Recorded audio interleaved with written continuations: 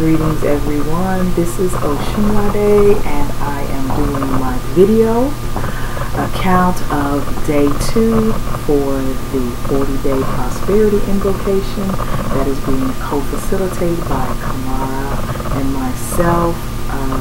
We are also the co-creators of the Root Women International Collective. So I wanted to come and give everybody a few thoughts about what's been happening for me over the last few days.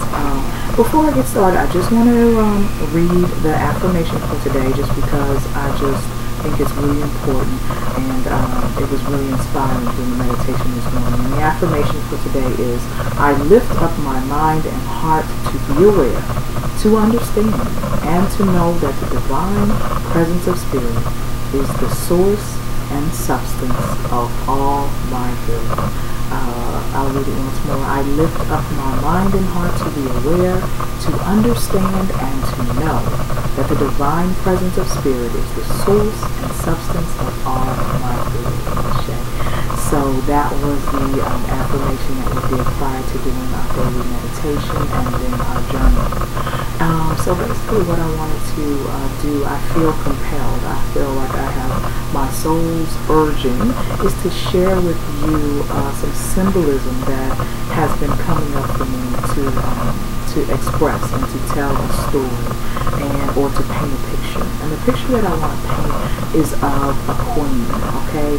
She looks like a Kemetic queen. She looks like Heteru. She looks just regal, just royal, amazing, spiritual, and a queen that everyone adores. Everyone adores. And she's sitting on her throne, and this throne is made of gold. And her garments are the finest garments you would ever want to see. And again, she's beautiful, she's regal, she's Heteru. And she's wearing white garments, and it has gold embroidery. And the throne that she's on is gold, and it has all of these gemstones. And it's just an amazing scene, if you will. And then just imagine that at her feet are all of these gifts. They're gifts from the people who inhabit the land that she's in charge of, that she's the queen of. And because she is sitting there, I'm sorry, not because she's sitting there, but as she's sitting there, people are again gifting her. There's food, there's livestock, there's gifts, there's jewelry, there's all kinds of opulence, all kinds of things that the people who are bringing to her know that she loves. And they're doing this from a place of love. They're doing this from a place of spirit flowing love through them. They are doing it from a place of appreciation. They are doing it from a place of spirit flowing gratitude through them. And they are allowing spirit to flow through them in the sense of generosity. Okay, so I've painted this picture, right? And you can see it. Hopefully you can imagine it, right? And everything is beautiful. The land is beautiful. The whole scene is a beautiful scene. Just imagine like the harps playing or something. That's just how beautiful it is, like something peaceful, or a choral, maybe choral music would be almost appropriate. I'm not sure if I'm getting my regions right, but never mind. Okay, I think you get the point. So just imagine this very, very peaceful, amazing, beautiful scene, okay? And the feeling tone, or the tone that you get, the feeling, if you were to imagine yourself as this queen, the feeling tone is that she in no way has any problem receiving her gifts. There's nothing about her that feels undeserving. There's nothing about her that feels like, I have nothing. There's nothing about her that says, I'm not worthy, I didn't do anything for this, give this to someone else. And that's not to say that she's not generous, that's not to say that she's not giving, that's not to say that she's not kind. But It's the feeling tone is I am worthy. The feeling tone is I am able to receive. The feeling tone is giving and receiving are no different from one another. They are simply the opposite side of the same coin. And the person who receives is giving a gift to the giver. And they are just as much in cahoots, if you will, along the same lines. And that was the feeling tone of this message, of the symbolism that I received, which was you don't have to justify receiving abundance and prosperity from the universe. You don't have to justify it. You don't have to prove that you're poor, and therefore needy. You don't have to prove that you are the best and that, therefore you're deserving.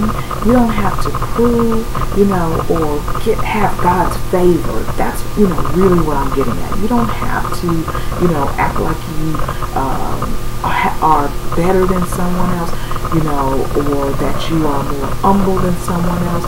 You can actually believe that you are an amazing person and still be worthy of someone giving you gifts. You don't have to have false humility, is my point. And that was the whole feeling tone of the scene that I keep being given, and that Spirit is saying to me that I should share with you on this video, because I think it speaks about us and how we feel about being able to receive. And I think it speaks about our beliefs about who is the better person, the giver or the receiver. And I think it speaks about some of the guilt that is ingrained in us because of some of the beliefs about what it may mean to be a giver and all of that. Sometimes I like to watch a lot of design shows and stuff like that where they fix people's homes up. And I love that they do things for people who would have like a financial struggle doing certain things. Don't get me wrong, I absolutely love that. But sometimes I'm really uncomfortable with certain shows like that where they always talk about, this family really deserves this. This family really deserves this. And so it's kind of like, oh, so if you're not struggling, or if something horrible didn't happen to you, are you not worthy of someone gifting you? Are you not worthy of the universe flowing things through you? And my thing is, the more you receive, the more you're able to give. The more you receive, the more you're able to share. The more you have, the more you're able to do those things that are for you to do in the world. Those things that are authentic for you. And then the other thing that I wanted to say before I wake up my sleeping baby, you probably hear some loud breathing over here. He's resting, but I don't want to talk to him because I might wake him up. But the other thing that I wanted to say was that this reminds me of a posting. A good friend of mine made a post on Facebook the other day, maybe a week or two ago, and she was asking a question. She wanted to know people's opinion about an article because it kind of bothered her, and she wanted to know, am I being cranky or what am I really doing? But it brought up some thoughts to me about what we think about prosperity and being blessed and giving. Okay, so what it was, there was an article and it was talking about, I don't know what he calls himself now, Puff Daddy or P. Diddy, or I think he's Sean Combs now. I'm not sure, but you know who I'm talking about more than likely. So his son is apparently graduating high school, and he was given a full scholarship, I believe the article was saying, to like a really nice university in California. It was like UCLA or Stanford or something like that. And the question was that my girlfriend posed. I don't know if anyone else was asking this question because I didn't really look into the article. But her question was, Do people like that who have wealthy parents, should they be able to get scholarships like that, full ride scholarships, when there are other kids who are less fortunate, financially speaking, and also, but more, and therefore, more deserving? And so I just thought that was so interesting, because I find that to be one of those places in our thought processes that could really benefit us taking notice of and questioning. And what I mean by that is the whole concept of what it means to be deserving, what it means to have, and why sometimes we assume that someone who has a lot is taking something away from someone who doesn't. You know what I'm saying? If we live in an abundant universe, and if God, who is omnipotent, omnipresent, and omniscient, is the creator of everything, why would there ever not be enough? Why would there ever not be enough? What is this story that we tell ourselves about who deserves what and why? Why do we think, and I think it's a common thought, why do we think that that poor student, if you will, financially, can't go to school because this guy got a scholarship? Is there not enough money in the universe for this same child who comes from this family that is not as wealthy as Sean Puffy Combs' son? Does that mean that there is no other way for him to get what he needs? And then on the flip side, let's say you're this young man and your father happens to be a music mogul and you grow up wealthy, okay? Very wealthy. Does that mean that all the hard work you've done in studying, and I don't know what kind of scholarship it was, I don't know if it was an academic scholarship or an athletic scholarship, athletes work hard too. Does that mean that because my parents are wealthy that I don't get to have the experience of being honored for my hard work? Do I not get to have the joy that comes from the flow of receiving? Do I have to feel shame or guilt because of my financial status, okay, and feeling like I cannot act like I want more? I cannot act like I'm okay with receiving. I cannot act like I'm okay with abundance. I cannot act like I'm okay with prosperity.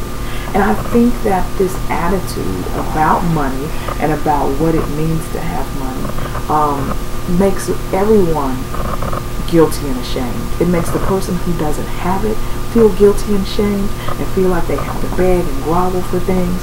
And it makes the person, or that they have to hide their financial situation, and it makes the person who has money feel like they have to not let other people know that they have money.